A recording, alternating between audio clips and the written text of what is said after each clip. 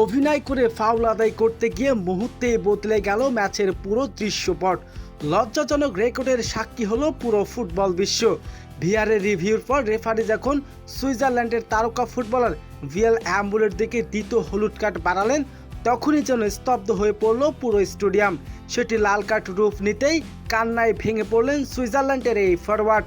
শেষ পর্যন্ত কাঁদতে কাঁদতে মাঠ ছাড়তে হয় তাকে। কিন্তু কি ঘটেছিল সেই মুহূর্তেই, কেনই বা ফাউল না করেও লাল কার্ড দেখতে হলো তাকে? চলুন বিস্তারিত জেনে নেওয়া যাক ভিডিওর বাকি অংশে।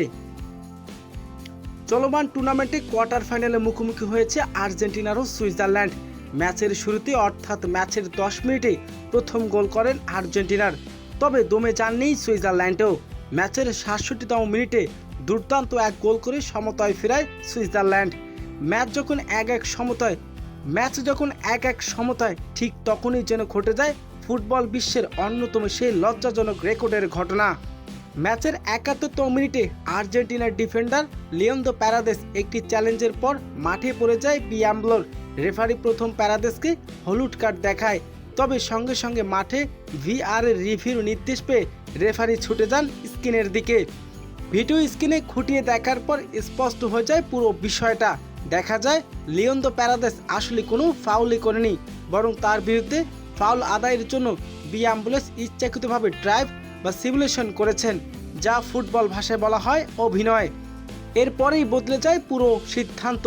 প্যারাদেসের হলুদ কার্ড বাতিল করে অ্যাম্বুলেসকে দেখানো হয় দ্বিতীয় হলুদ কার্ড, যা সক্রিয়ভাবে লাল কার্ডে পরিণত হয়। ম্যাচের 52তম মিনিটে এমন নাটকীয় 10 জনের পরিণত হয় সুইজারল্যান্ড।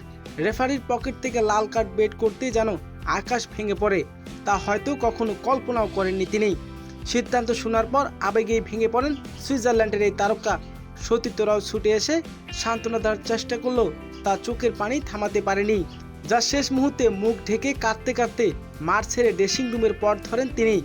একজন কম নিয়ে বাকি সময় লড়াই করে যান সুইজারল্যান্ড।